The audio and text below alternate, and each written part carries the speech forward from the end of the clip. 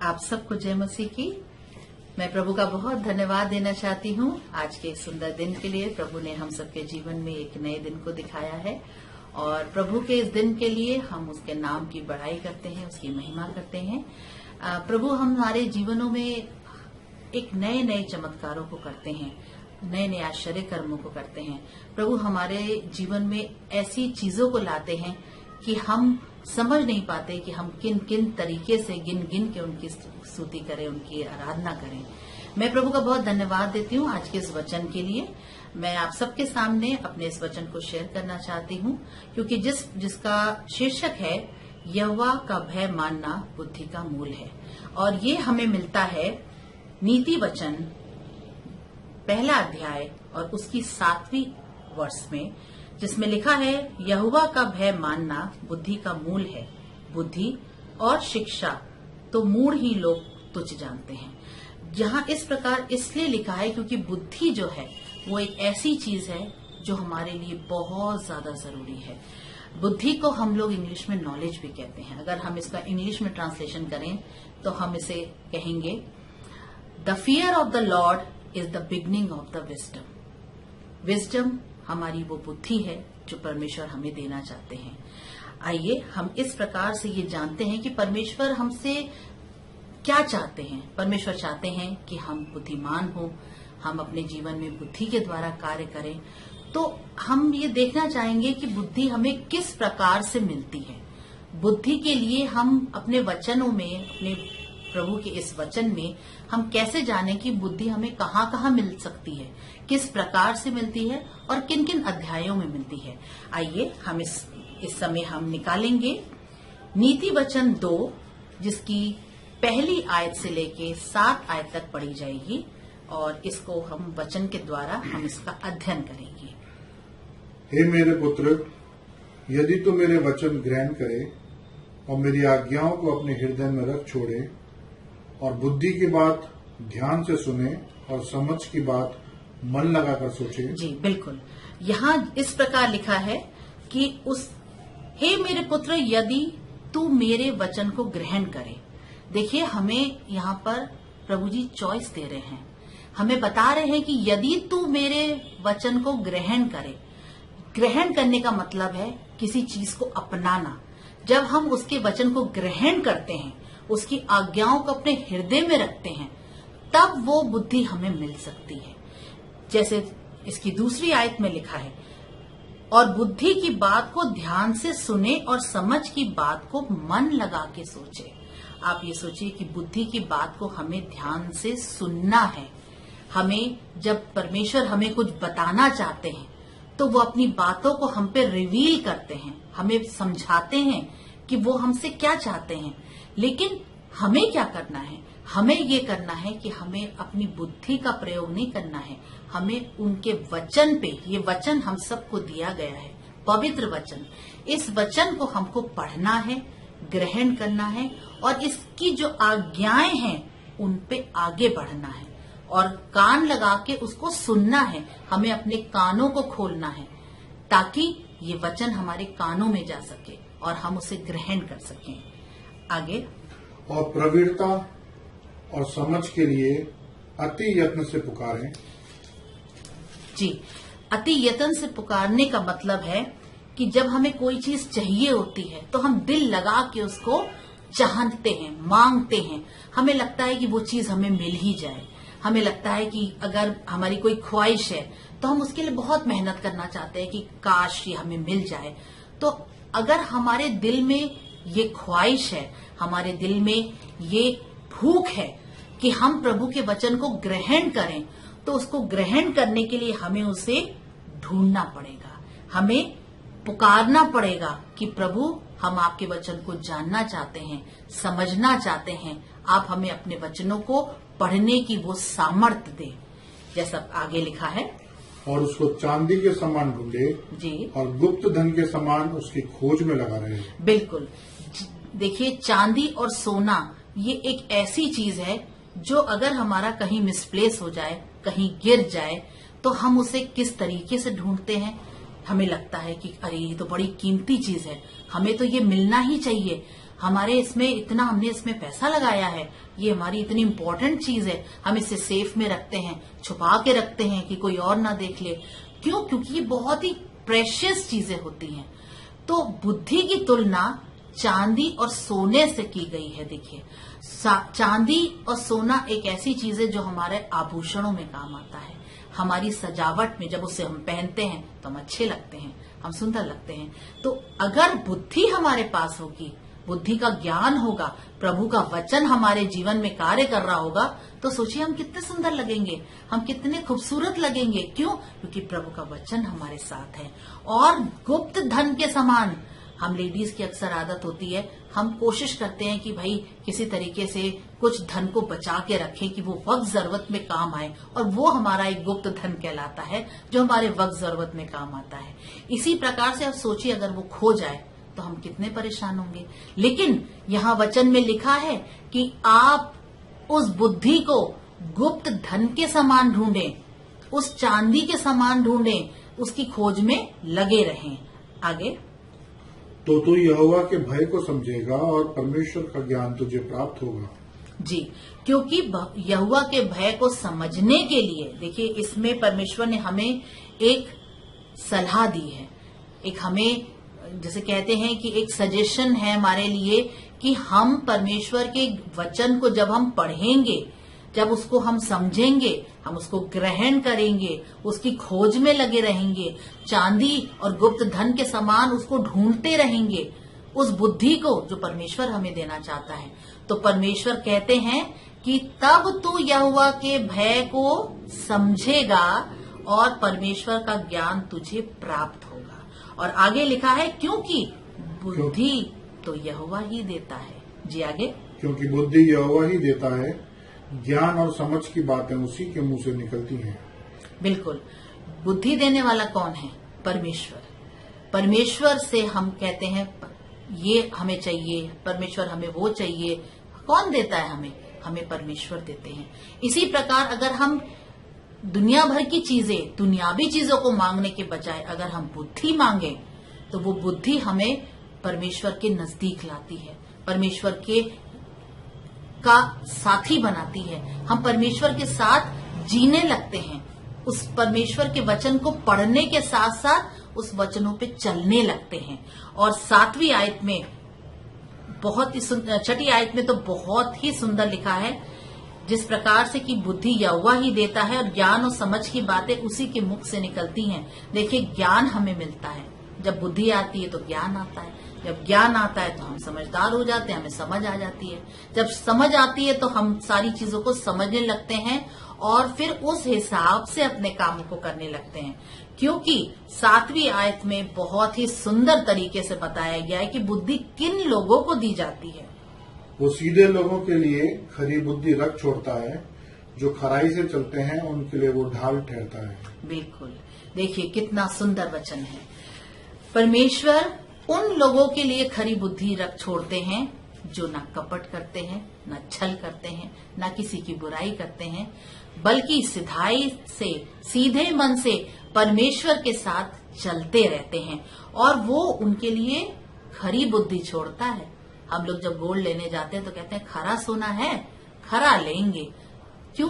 सामान लेने के लिए जब हम खरा लेते हैं तो क्या परमेश्वर जो हमारा पिता है, जिससे हम मांगते हैं, जिससे हम कहते हैं पिता हमें बुद्धि चाहिए, हमें ज्ञान दे, ज्ञान तभी आएगा जब बुद्धि आएगी, जब ज्ञान आएगा तो समझ आएगी, तो जब समझ आएगी तो परमेश्वर उन लोगों को जो उसके साथ सीधे मन से उसके साथ चलने का वादा करते हैं, परमेश्वर उन्हें सीधा सीधा ले जाते हैं और खरी बुद्धि छोड़ते हैं, उनके लिए रख छोड़ते हैं खरी बुद्धि, ताकि वो प्रेशियस गिफ्ट उनको मिलने पाए।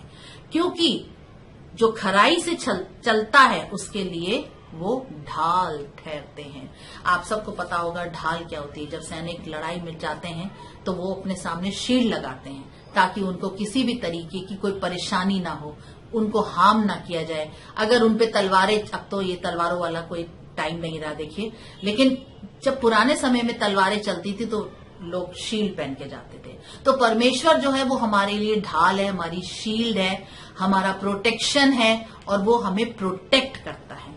और ये सोचिए जब परमेश्वर हमें प्रोटेक्ट करता है तो हमें कोई नहीं ले सकता, कोई हमारा बाल भी बांका नहीं कर सकता, कोई हमारा कुछ बिगाड़ ही नहीं सकता। आइए हम इसको इस तरीके से देखेंगे। अब हम पढ़ेंगे नीति वचन 3। हाँ पढ़िए बेटा। तू अपनी समझ का सहारा न लेना। जी, ये आपको मिलेगा नीति वचन 3 उसकी 5वीं अध्याय में। हाँ बेटा पढ़ेंगे। तू अपनी समझ का सहारा न लेना, परंतु संपूर्ण मन से यहोवा पर भरोसा रखना। जी, संपूर्ण मन से यहोवा पे भरोसा रखना। जी, जब ये संपूर्ण मन कब हमें मिलता है? ये संपूर्ण मन उसे कहा जाता है कि हमारे जीवन में बहुत सारी देखिए परेशानियां होती हैं, तकलीफें होती हैं। हमें अपनी परेशानियों और तकलीफों को साइड में करके पूरे दिल से, क्योंकि देखिए परमेश्वर की आज्ञा भी वही है, तू अपने संपूर्ण मन से परमेश्वर को मानना। परमेश्वर को मानने का मतलब ये नहीं है कि हमारे दिल में कुछ है, हमारे दिमाग में कुछ है, हम सोच कुछ रहे हैं, हम कर कुछ रहे हैं, लेकिन फिर भी हमारी दुआएं चल रही हैं।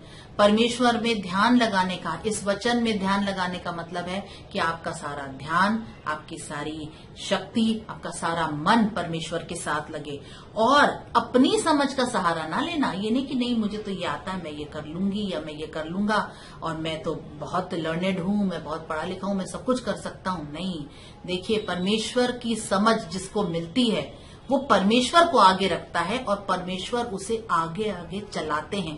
परमेश्वर आगे चलते हैं और वो उसे गाइड करते हैं। तू अपनी समझ का सहारा ना लेना, वरन संपूर्ण मन से, पूरे हृदय से उस पर भरोसा रखना। हाँ बेटा आगे। उसी को स्मरण करके सब काम करना, तब वह तेरे लिए सीधे मार्ग निकालेगा। जी, उसी को स्मरण करके, मतलब ये नहीं कि हमें सिर्फ प्रार्थना कर ली, हमने दुआ कर ली, हमारा काम हो गया। नहीं, आप अपने हर एक काम के लिए परमेश्वर को प्रथम स्थान दें। परमेश्वर से पूछें, प्रभु क्या ये कार्य मेरे लिए करना सही है? क्या मैं ऐसा करने जा रहा हूँ? क्या मैं आगे सफल होऊंगा? आप जान के तो देखिए, आप मांग के देखिए, परमेश्वर आपको बुद्धि के साथ साथ वो समझ देगा। और जब समझ आ जाएगी तो आप जानने लगेंगे परमेश्वर की इच्छा को, आप पहचानने लगेंगे कि मुझे क्या करना है और क्या नहीं करना। क्योंकि जब हमें अपने कामों को करना है तो परमेश्वर को याद करना है और परमेश्वर ही हमें उस रास्ते पे, जैसे लिखा है, तब वह तेरे लिए सीधा मार्ग निकालेगा। सीधे सीधे मार्ग पे चलाने के लिए परमेश्वर का हाथ पकड़ना बहुत जरूरी है, वचन को पढ़ना बहुत जरूरी है और समझ का सहारा खुद का नहीं, परमेश्वर की समझ का सहारा लेना बहुत जरूरी है। आगे बेटा। अपनी दृष्टि में बुद्धिमान न होना, यहोवा का भय मानना और बुराई से अलग रहना। जी, अपनी दृष्टि में बुद्धिमान न होना और यहोवा का भय मानना और बुराई से दूर रहना। जब हम यहोवा का भय मानते हैं, उसका प्रेम हमारे मन में होता है, उसका भय हमारे मन में होता है, हम हर काम को करने के लिए ये सोचते हैं कि ये सही है या गलत। हम गलत काम की तरफ बिल्कुल नहीं जाते हैं, क्योंकि हमें पता है ये काम गलत है, ये हो सकता है कि ये काम हमारे लिए सही ना हो, क्योंकि परमेश्वर नहीं चाहते। तो इसलिए हम अपनी बुद्धि का सहारा ना लेके हम परमेश्वर के भय को मानते हैं और बुराई से दूर रहते हैं। इस प्रकार से जब परमेश्वर हमारे आगे आगे चलते हैं तो वो हमें बताते हैं कि हमें किस प्रकार से अपनी बुद्धि का प्रयोग ना करते हुए परमेश्वर के सहारे को लेना है। हाँ, जल्दी जल्दी पढ़ेंगे।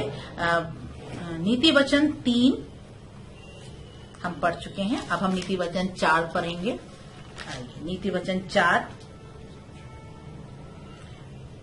बुद्धि को प्राप्त कर, समझ को भी प्राप्त कर जी, उनको भूल ना जाना, ना मेरी बातों को छोड़ना। जी, बुद्धि को ना छोड़, वो तेरी रक्षा करेगी। उससे प्रीति रख, वह तेरा पहरा देगी।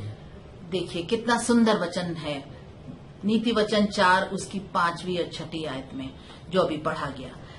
बुद्धि को प्राप्त कर और समझ को भी प्राप्त कर, उसे भूल ना जाना, क्योंकि वह ना मेरी बातों को छोड़ना। जब हम प्रभु को ग्रहण करते हैं, प्रभु में वचन में आते हैं, उस समय हम अगर नए विश्वासी होते हैं तो हम बहुत ज्यादा बाइबल पढ़ते हैं, बहुत ज्यादा प्रार्थनाओं में लगे रहते हैं, लेकिन परमेश्वर कहते हैं तू मुझे भूल ना जाना, ऐसा ना हो कि जब तेरे को सब कुछ मिलने लगे तो तू मुझे भूल जाए। हमें परमेश्वर को भूलना नहीं है। बुद्धि हमें मिल गई, समझ हमें मिल गई जो हमने मांगी थी, और वो मांगने के साथ हमें भूलना नहीं है। हमें क्या करना है, हमें परमेश्वर के साथ साथ चलना है।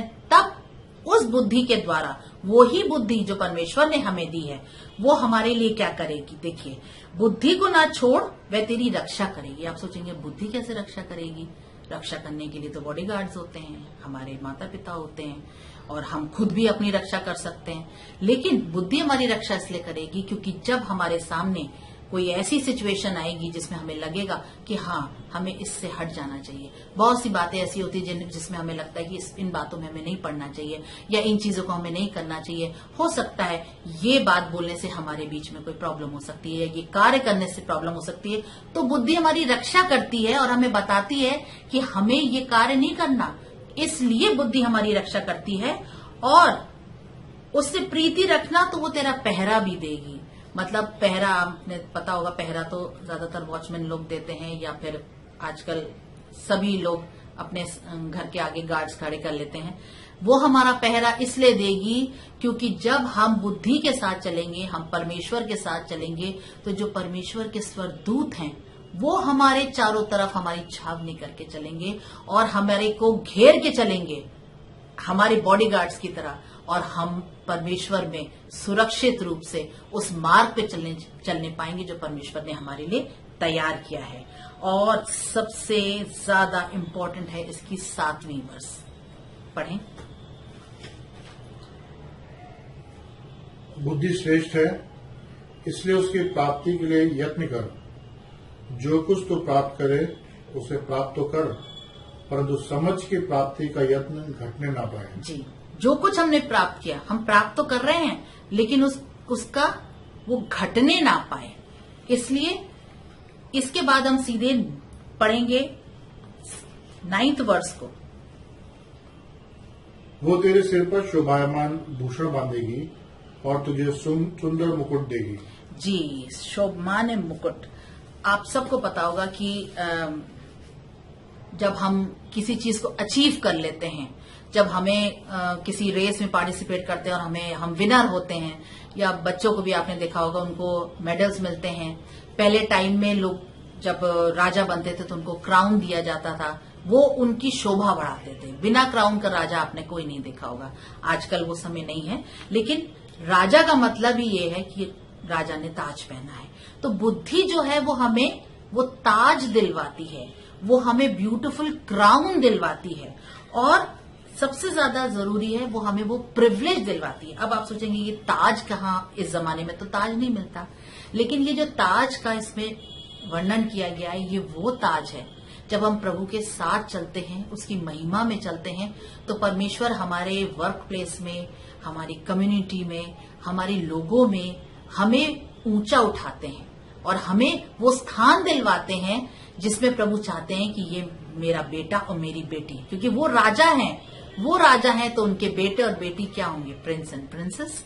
तो इसलिए वो अपने बेटों और अपने बेटियों को वो चाहते हैं कि वो एक स्थान मिले, एक अच्छी जगह वो ग्रो करने पाए, उनके लाइफ में उन्नति हो, उनकी लाइफ फ्रूटफुल हो, और वो बहुत अच्छे से अपने जीवन को वो रो के अपना जीवन ना बिताएं, बल्कि उनके चेहरे पे एक चमक हो, एक खुशी हो। और जिस प्रकार से जब मसीह लोगों के चेहरे पे जो खुशी होती है, वो खुशी तभी होती है जब वो प्रभु के साथ होते हैं। इसलिए मेरे प्रिय भाइयों और बहनों, मैं आपको इसी के साथ मैं अपने इस वचन को मैं खत्म करना चाहूंगी, आपका समय ज्यादा ना लेते हुए। लेकिन मैं ये जरूर कहना चाहूंगी कि हम सबको वो मुकुट तभी मिलेगा जब हम परमेश्वर के साथ उसकी बुद्धि में चलते चले जाएंगे। और जब हम चलते चले जाएंगे तो हमें बुद्धि मिलेगी, हमें समझ मिलेगी, और हम वो ज्ञान को प्राप्त कर पाएंगे जो प्रभु हमसे चाहते हैं। इसलिए हमें अपने बच्चों को और अपने आसपास अपने सब लोगों के साथ उस बुद्धि के लिए प्रार्थना करनी चाहिए कि परमेश्वर आप अपनी वो अनमोल बुद्धि, क्योंकि परमेश्वर ने सृष्टि की रचना बुद्धि के द्वारा की, परमेश्वर ने ये पूरा संसार बुद्धि के द्वारा बनाया। सोचिए हमारा परमेश्वर कितने बुद्धिमान है, कितने उन्होंने कितने बड़े बड़े एग्जाम्पल्स हमें इस वचन में, अभी समय नहीं है नहीं तो मैं आपको और बताती, लेकिन बुद्धि के विषय में अगर हम नीति वचन में पढ़ते हैं तो उसमें हमें बहुत ज्यादा सुनने को मिलता है कि बुद्धि किस तरीके से हमारी रक्षा करती है, कैसे हमें ताज पहनाती है। लेकिन हमें जो करना है वो सिर्फ एक चीज करनी है, वचन के साथ हमें जुड़े रहना है, अपने इस पवित्र बाइबल को पढ़ना है और रोज हमें अपने प्रभु जी को सबसे पहले गुड मॉर्निंग करना है। आप सबको जय मसीह। धन्यवाद।